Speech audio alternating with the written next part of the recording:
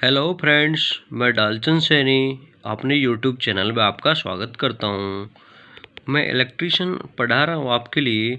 तो इलेक्ट्रीशियन में आपको चुंबकत्व एवं विद्युत चुंबकत्व लेसन चल रहा है, जिसको हमने कल ही स्टार्ट कर दिया था। तो आज नेक्स्ट दिन देखते हैं क्या है। तो प्लीज़ वीडियो स्टार्ट करने से पहले थोड़ा सा कष्ट कर लीजिए और चैनल को सब्सक्राइब कर दीजिए और वीडियो को लाइक कर दीजिए। तो चलो आगे वीडियो को बिना रोके आगे चालू करते हैं। आज हम पढ़ेंगे कृत्रिम चुंबक बनाने की विधियां, यानी कि कृत्रिम चुंबक किस प्रकार बनाई जाती हैं। मैंने आपको कल बताया था कि एक तो प्राकृतिक चुंबक होती है, यानी जो प्रकृति द्वारा हमें प्रदान की जाती है वो प्राकृतिक चुंबक है। एक मनुष्य द्वारा विभिन्न प्रकार की विधियों के द्वारा जो चुंबक बनाई जाती है वो कृत्रिम चुंबक कहलाती है। तो अब देखते हैं कृत्रिम चुंबक की विधियां कौन कौन सी हैं। सबसे पहले हम देखते हैं स्पर्श विधि, यानी एकल स्पर्श विधि। स्पर्श विधि में एकल स्पर्श विधि, इसमें क्या होता है, यानी एक चुंबक जो यानी एक तो स्टील बार होता है, ठीक है, जिसको हमें चुंबक बनाना, ये चुंबक है मैग्नेट, ठीक है। इसको हम इस तरह से घिसते हैं, इस पर इधर से इधर यानी इधर से इधर इस तरह से हम घिसते हैं, तो जो स्टील बार है ये चुंबक बन जाता है। ठीक, देखते हैं चुंबक बनाई जाने वाली स्टील की छड़ के सिरे पर चुंबक रखते हैं, यानी इसके सिरे पर चुंबक रखते हैं और स्टील की छड़ को चुंबक के दोनों सिरों तक रगड़ते हैं, यहाँ N से S तक रगड़ते हैं। इस प्रक्रिया को तब तक दोहराएं जब तक कि स्टील की छड़ में चुंबकीय गुण उत्पन्न न हो जाएं। यानी इसको देखो, ये अपनी चुंबक है, ये स्टील की छड़ है, इसको हमने आराम से रख दिया है, ठीक है। अब इसको N से S तक, यानी इस तरह से इसको घुमाते रहें, आगे पीछे रगड़ते रहें, ठीक है। तो इसमें क्या है, जो ये छड़ है स्टील की, इसमें चुंबक बन जाती है, ठीक है, चुंबकत्व इसमें उत्पन्न हो जाता है। अगली जो विधि है उसको हम देखते हैं। अगली अपनी विधि है द्विस्पर्श विधि। इसमें क्या होता है, देखो उसी तरह प्रोसेस है इसमें भी, यानी दो हम स्टील के टुकड़े लेते हैं, ठीक है, स्टील की छड़ लेते हैं, ठीक है, ये स्टील बार, इसके बीच में एक लकड़ी का टुकड़ा रख देते हैं और ये अपनी चुंबक हैं, ठीक है। इसको हम बारी बारी से इधर उधर रगड़ते हैं, तो क्या है, इनमें चुंबक उत्पन्न हो जाती है। जैसे देखो, इस विधि में छड़ को दो चुंबकों पर, यानी ये तो दो चुंबक हैं, ठीक है, दो चुंबकों पर विपरीत दिशा में रखते हैं, ठीक है, विपरीत दिशा में रखते हैं। दोनों चुंबकों के विपरीत सिरों के बीच एक लकड़ी का टुकड़ा छड़ के केंद्र पर रख देते हैं बीच में, ठीक है। अब यानी कि हमने नीचे भी चुंबक है, ऊपर भी चुंबक है, द्विस्पर्श विधि है। बीच में यानी ये स्टील का अपना बार है, ठीक है, स्टील की छड़ है, इसको हमें चुंबक बनाना है। दोनों चुंबकों को छड़ की सतह से न उठाते हुए किनारे से कई बार रगड़ लगाते हैं। इससे प्रयुक्त छड़ को चुंबकीय किया जाता है, ठीक है, समझ रहे हो ना आप। यानी कि ये हमारे पास दो चुंबक हैं और ये भी दो चुंबक हैं, बीच में हमने स्टील की छड़ को रख दिया है और एक लकड़ी को रख दिया है, जिससे ये आपस में नहीं चिपके, क्योंकि चुंबक हैं और इनके दो विपरीत सिरे होने के कारण ये आपस में चिपक जाती हैं, इसलिए बीच में हमने एक लकड़ी का टुकड़ा रख दिया है। अब ये जो चुंबक है इनको हम बारी बारी से इधर उधर रगड़ते हैं, तो क्या है, जो स्टील की ये छड़ है इसमें चुंबक उत्पन्न हो जाती है, ठीक है। नेक्स्ट विधि देखते हैं स्टूडेंटों। हाँ, तो प्लीज़ स्टूडेंटों भाई सब चैनल को सब्सक्राइब कर दो और वीडियो को लाइक कर दो और वीडियो को पूरा देखे करो, यानी कि बहुत से शब्द यानी ऐसे होते हैं जो लास्ट तक हमें कुछ ना कुछ सीखने को देते हैं।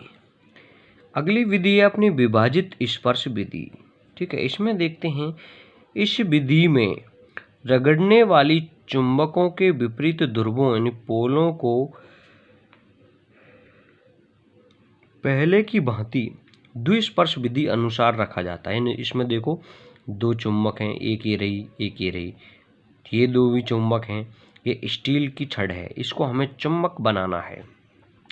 इनको छड़ के आगे भाग पर रखते हैं तथा बाहरी सिरों को रगड़ा जाता है।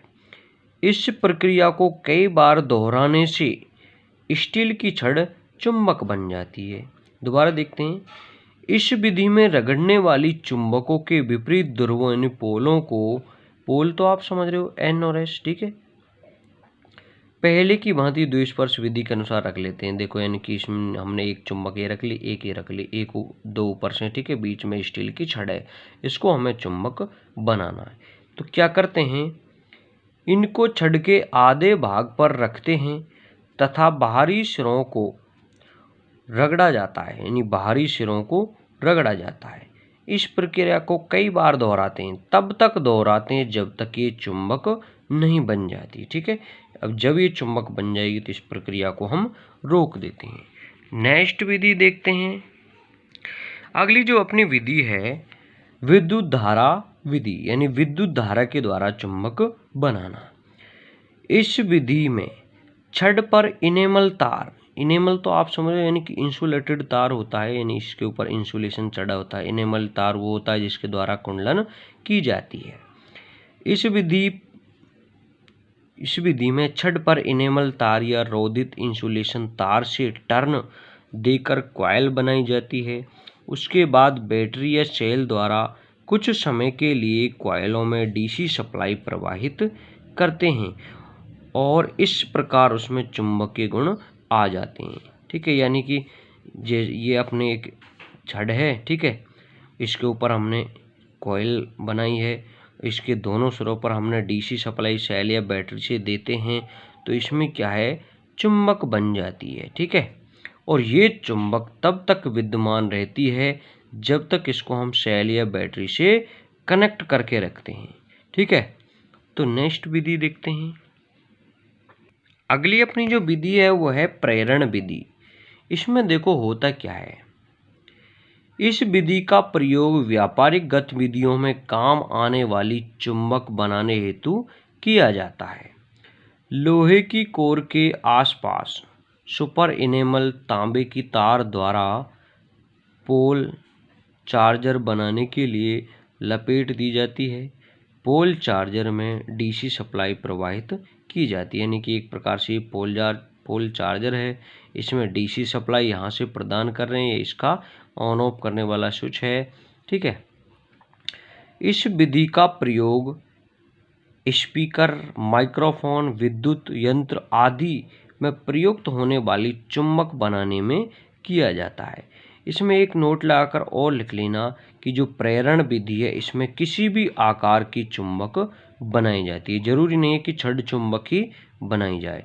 ये स्टील की छड़ जिसे चुंबक बनाना है हमें, ठीक है, स्टील की छड़ है। इसमें होता क्या है देखो, यानी एक पोल चार्जर है, इसमें हम जैसे ही डीसी सप्लाई देते हैं तो इसमें क्या है कि चुंबक उत्पन्न होने लगती है, ठीक है। ये जो स्टील की जो छड़ है इसमें चुंबक उत्पन्न होने लगती है। इसमें भी देखो, इसमें चुंबक तब तक विद्यमान रहती है जब तक इसमें हम सप्लाई प्रदान करते हैं। आगे देखते हैं। चुंबकत्व के नियम भी होते हैं भाई, ठीक है। नियम क्या है मैं आपको बताता हूँ कि समान ध्रुव एक दूसरे को प्रतिकर्षित करते हैं। मान लो दो चुंबक हैं, ठीक है, दोनों चुंबकों के N और S सिरे अगर हम N और S सिरों को एक जगह लाते हैं तो वो चिपकते हैं, और N या S को लाते हैं तो वो एक दूसरे के विपरीत भागते हैं, ठीक है। जबकि असमान विपरीत ध्रुव एक दूसरे को आकर्षित करते हैं, ठीक है। दोनों ध्रुवों पर लगने वाला बल दोनों के द्रव्यमानों के गुणनफल के समानुपाती होता है, यानी F समानुपाती m1 × m2, ठीक है। दोनों ध्रुवों पर लगने वाला बल द्रव्यमानों के बीच की दूरी के वर्ग के व्युत्क्रमानुपाती होता है, यानी F समानुपाती 1/a², ठीक है। या इसको हम ऐसे भी कह सकते हैं कि F बराबर माइक्रो m1 × m2/4πd², ठीक है। तो ये भाई चुंबकत्व के नियम में आपको अभी बताता हूँ कि ये एक दूसरे को प्रतिकर्षित या एक दूसरे को आकर्षित कैसे करती हैं। हाँ, तो देखिए मैं आपको बताता हूँ कि मान लो अपने पास ये दो चुंबक हैं, ठीक है, इसमें N है, S है। अब दूसरी अपने पास एक और ये चुंबक है। अगर हम इधर से इसको N मानते हैं, ये S मानते हैं, तो ये एक दूसरे की ओर आकर्षित होंगी, यानी कि ये चिपकने की कोशिश करती हैं। अगर हम मान लो हमारे पास ये एक चुंबक है, ठीक है, इसमें है यहाँ पर S है, इधर N है।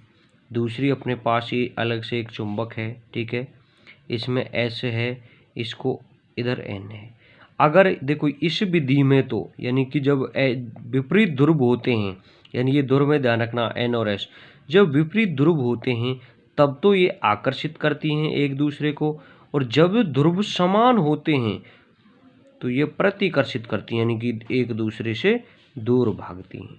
ठीक है, ये चुंबकत्व का नियम होता है। ठीक है, तो भाई सभी चैनल को सब्सक्राइब कर देना और वीडियो को लाइक कर देना और अपने सभी फ्रेंड्स को इस वीडियो को शेयर कर देना। ओके।